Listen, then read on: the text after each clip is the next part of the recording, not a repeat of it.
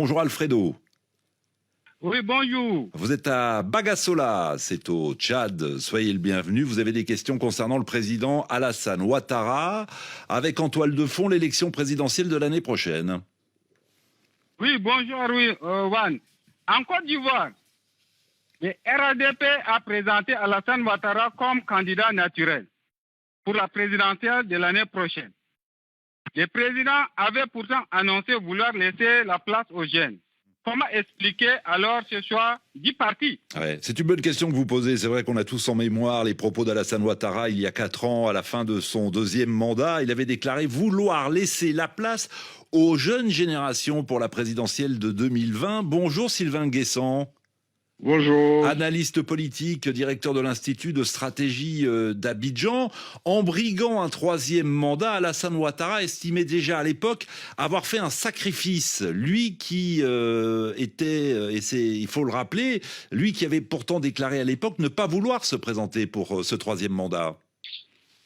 Oui, effectivement, dans son discours du 5 mars 2020, le président avait décidé de se retirer pour laisser son successeur, M. Amadou Gon, briguer la magistrature suprême en octobre 2020. Malheureusement, M. Amadou Gon est décédé et il a dû se représenter. Oui. Et je me rappelle également qu'il y a moins d'1 an, je crois, à Bruxelles, le président disait qu'il avait au moins une demi-douzaine de successeurs capables d'assumer son héritage politique. Alors, bon, c'est vrai que comment se fait-il, Sylvain Guessant, qu'à 15 mois de l'élection présidentielle, son parti dise « Alassane Ouattara est notre candidat naturel » ?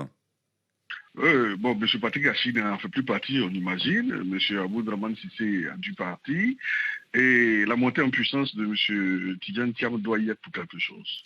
Du PDCI, le nouveau président du PDCI. C'est ça.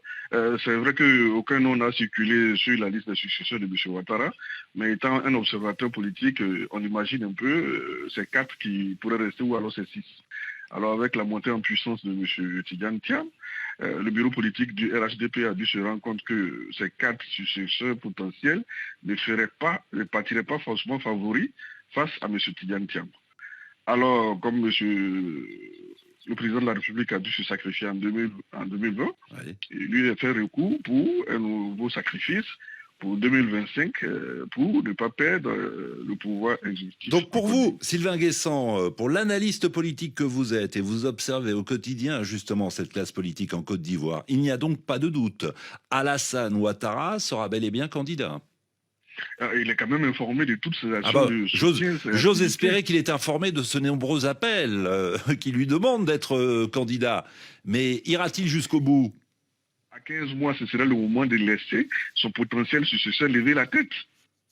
Et non pas de permettre toutes ces actions-là qui visent au contraire à demander aux autres de rester tranquilles. Et donc, il laisse faire, au lieu de faire la promotion d'un autre cadre, ce qu'il ira jusqu'au bout.